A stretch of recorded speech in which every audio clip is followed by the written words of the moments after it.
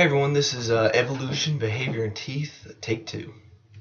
So, since this is evolution in teeth, I thought I'd give you a quick history of teeth. Their very origin. So, millions of years ago, we've got organisms swimming around in the hypertonic ocean.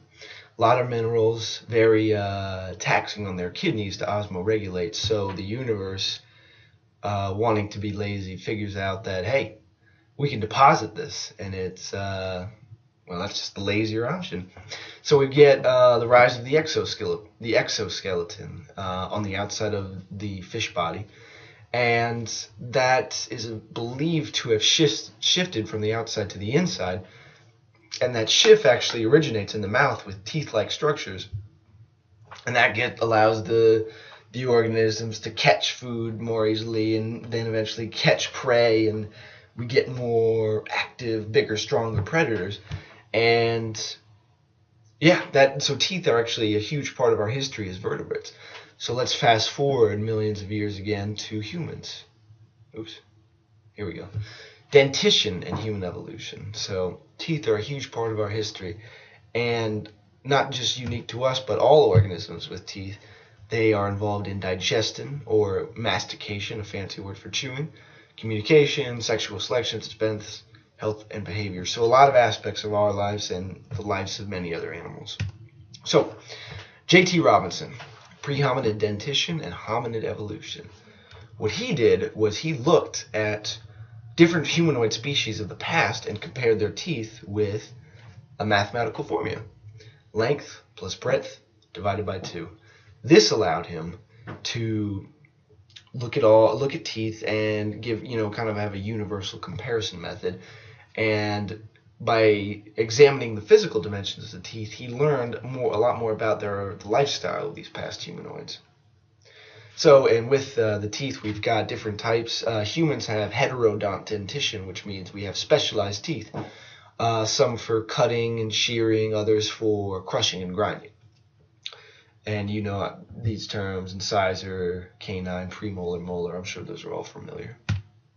So, the first humanoid he looked at was Panthropus. This is a pre-hominid, and we characterize its dentition by small incisors and canines, but very prominent cheek teeth, massive molars with thick enamel, and this indicates a lot of crushing and grinding on this humanoid's part. And what we learned about what those large crushing, grinding cheek teeth in Panthropus tell us is that he lived a very predominantly vegetarian, not so much aggressive or predaceous lifestyle, more foraging. I kind of think of a cattle-like human when talking about Panthropus. And here you can see those massive teeth used for crushing and grinding. But let's look at Australopithecus. Interesting, they have more teeth similar compared to ours. And they have larger canines, smaller premolars and molars. And their dentition indicates they were meat eaters. They were active, more aggressive and predaceous. And this difference in their food puts a different type of chewing on their teeth, which is going to turn out to be very important. But real quick, here's some visuals. So you see we've got a reduction of those crushing and grinding teeth and a sharpening of the more anterior teeth in Australopithecus. So, as I was saying, there's something really important about what they ate, because the forces they put their teeth under and the mastication they did directly affected the development of the human skull. So the facial structure has been altered by what they were chewing, just through continuous force. So their conclusions were that the reduction of teeth, particularly the molars, continued as man has progressed to us, modern man. And the main result of this reduction was that the brain case was allowed to expand due to dentition reduction. More room in the skull. Hey, let's make the brain bigger. And here's some more visuals for you. We go from chimpanzee, Australopithecus, all the way to us, Homo sapien, and you see this clear reduction of the dental of the jaw, and a clear increase in the brain case. A nice upside down L there. And here's just a quick visual on the jaw, how that is altered from chimpanzees, Australopithecus, to us, Homo sapien. So, where does that leave us? Where does J.T. Robinson's work leave us with evolution, behavior, and teeth? Well, he gave us this, that teeth directly affect behavior, facial development, diet, habitat. So what I want to do is take his results, take his conclusions, and play with them a bit. See what he gave us these conclusions. Let's put them to the test. Let's continue this research. So let's look at the diet and facial development. Can we change the way our faces, or at least our teeth, or at least how our teeth are structured based on what we ate? And behavior and intelligence. How does a vegetarian versus omnivorous diet affect the intelligence and behavior? And specifically the aggression levels. So 4 groups of naturally omnivorous primates. We've got humans and chimpanzees. 2 and 2. 1 human and 1 chimp group would eat an omnivorous diet. Excuse me. And the other 2 groups, the other chimpanzee and human group, would eat a vegetarian diet. The study would be long-term, 20 years. That is just to allow time for dentition to change. It's just something that just doesn't happen overnight. So we need a long time and we also need to incrementally check it, which we would do every 6 months, and we would check the crown surfaces and the occlusion on all the subjects. And every 3 months, we would touch on the behavioral side of this research, and we would perform a behavioral analysis on all the subjects, which we will get to in just a moment.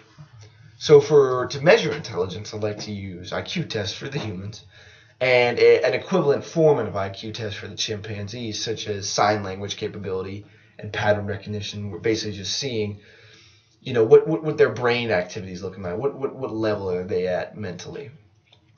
And for behavior, I'd like to do, for the humans, psychological evaluation, testosterone levels measured, personal reports of feeling, what's going on in their emotional world, and a physical evaluation, just various physical fitness tests. And for chimpanzees, we would use some of those, like testosterone level measurement, but we'd also, this is going to be interesting, a social interaction observation with dominance and mating, and comparing the omnivorous and vegetarian groups, I think, would yield some interesting results with the chimpanzees, since they're have more of a wild, animalistic nature. And what we expect is a generally higher cognitive ability and aggression level, but with a minimal change in dentition. As I said, doesn't happen overnight, but we would expect to see some change in dentition, enough to the point where we could grab onto something and go in another direction after this was completed. Vegetarian groups are generally would be lower in cognitive ability and aggression levels compared to the omnivorous groups. But we would also see a slight change in dentition, but more than the omnivore, because their teeth would be used for the sole purpose of, or at least predominantly, crushing and grinding. So that would be a more specific force and would probably give more wear and tear, and we would probably see more of a significant change in the vegetarian group. And the chimpanzee group would likely to indicate a more radical difference. And as a quick formality, just want to say that the higher cognitive ability in omnivores and lower cognitive ability in vegetarians is not to offend anybody. It's just based on Robinson's conclusion that meat consumption and those mastication forces led to the reduction of some teeth, especially the molars, and an expansion of the brain case. So that's why we are expecting that result. And the broader impacts would touch on the diet. We would learn a little bit more about how what we eat affects the other aspects of our life. We would touch on teeth and facial development. How does our use of chewing and what we're chewing affect the physical aspects of our skull, jaws, teeth, and face? And of course, we've got behavior. How does what we eat affect the way we act? And as I said before, I think we'd really see something cool with the chimpanzee social interaction observation. I think there'd be something cool to see there. And that is evolution, behavior, and teeth. I hope everyone enjoyed this, and I hope you learned something about teeth. Thank you very much.